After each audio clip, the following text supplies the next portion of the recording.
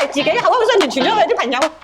大佬啊，佢買咗翻唔好食，我都唔好意思啦。係啊，八卦就係人情味。有人嚟諮詢唔理我哋喎。梗係啦。上一條咧，我哋倫教店出街之後啊，大家嘅反應好熱烈啊！好多粉絲咧真係都未知道，原來我哋十鎮街都已經佈滿晒我哋嘅直營禮餅店啊！所以咧，我哋亦都想更多嘅門店等大家去知道究竟係喺邊度啊，店鋪係點樣啦。然之後我哋店長嘅性格又係點樣啦。上次我哋倫教店店長啦標晒英文，大家都話佢係 international 姐，收穫咗好多粉絲。所以今日咧，我哋去另外一間店嚟到我嘅老家。君安呢度係屬於建安路三華初門交界，睇睇我哋君安嘅店長又係點樣嘅一個 style， 同大家放風啦！大家都話佢係 local 姐姐，月姐 ，hi！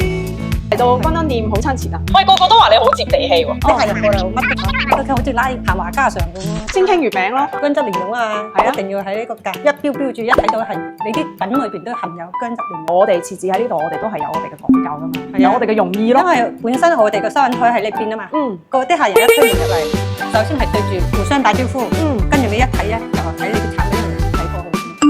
叮叮叮，有人嚟諮詢唔理我哋喎。梗係啦，以客為主啊嘛，啱唔啱？啱，即係話如果有客叮叮叮嚟，首先理我哋嘅。梗係啦，以客為先你哋自己一人放埋一邊啦，你哋自己一人放埋一邊啦。嗰啲先係米飯攤主嘅。呢個點咧，門店係做得好好，即係佢哋會洞察結合嘅動線、客戶嘅消費嘅習慣，去到後邊洽談區嗰度咧，好多人傾禮餅，佢要坐低傾啊嘛。因為禮餅係要慢慢傾，好多細節嘢㗎，中意邊幾隻味啦，對我哋啲客有咩要求啦，一定要過大禮前送餅，過禮前一兩日我哋要送餅上門嘅，好日子前一個星期就發下恭賀信息，客人嘅好日子又係我哋嘅好日子。過嚟諮詢嘅客戶啊，一般係邊啲客戶為主？以前啲老客戶多，往年有買到，今年都有買。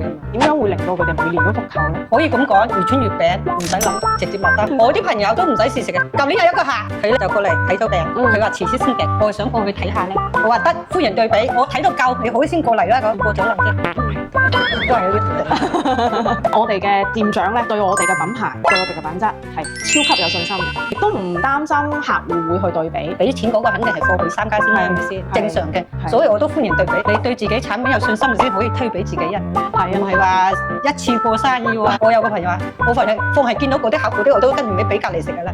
但係見到你啲客嗰啲，我就不如自己食。全部都係自己口口相傳傳咗去啲朋友。大佬啊，佢買咗翻嚟唔好食，我都唔好意思啦，我都唔好意思喺度做啦。月姐真係當咗係自己㗎，始至終開店到依家，係啊，自己一手一腳咁耐。禮餅店咧要用時間集，慢慢集。初初冇人識，你有間店存在。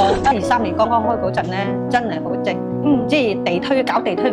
差唔多個個月都搞地推，因為去派傳單，好似效果都唔係幾好。好多人去配眼鏡，知道嗰間店就係入嚟訂咗餅，之後推薦嗰陣間又過嚟訂餅，訂咗之後咧就口口相傳。你都係一個一個客咁積累過嚟咯，慢慢要都係學習，不斷學習，吸收嗰啲客人嗰啲輸送出嚟嗰啲信息，跟住咪輸送啲唔識啲客人。所以我手頭啲客好多都係大客人。我有一個佛山嘅客，專程喺佛山過嚟，訂咗200幾斤，佢就試咗7個餅，我話滿足你哋，反正你話想試咩味都得，試到你滿意為止。月姐嘅底氣就喺度，客人至上，唔單止係禮餅，我哋包括手信啊、月餅啊，到時年貨嗰啲產品啊，即係我哋都係要客戶多去試咯。哪怕佢過嚟唔買嘢，其實唔緊要嘅，我哋都會想佢試試我哋啲產品。試咗唔好咧，佢會反饋到我哋。唔好佢肯定講，好嘅唔使同我講，佢自不然會過嚟回購。係啊，顧客最真實嘅咧，而且顧客比數據更加有傳播力，因為畢竟君安唔係大，個個都係熟口熟面，好多有時嗰啲過路客入咗嚟，嗰個閒話家常咯。原來了解佢係邊度啊，我係邊度啊，咁大家咁溝通下咁。店員咧有時唔係話喺度閒話家常八卦，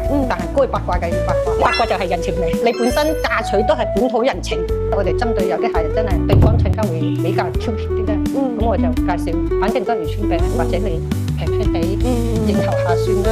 即係唔係話你一係介紹啲貴餅俾人嚇親人啦，係咪先？針對性睇下佢嘅經濟性質去到邊度去推你個產品。所以啲人咧初咧漁村個名俾人一個感覺係高大上。我話你最好有時間過嚟試餅，睇睇我間店先有信心。今日落一線嘅感覺啦，都係同月姐八卦咗一下啦，近期一線嘅情況啦，客人嘅心聲啦，客人嘅反饋啦，又俾到我哋自己更加大嘅一個動力。特別是從我哋店長真係見證住我哋君安店由開店到而家，見到佢到今日嘅呢個自信，同埋我哋今日呢間鋪喺呢度係已經立住啦，都是離不開我們的店長的努力。咁今年加油喎，加油加油，盡大賣，係啊，大賣特賣。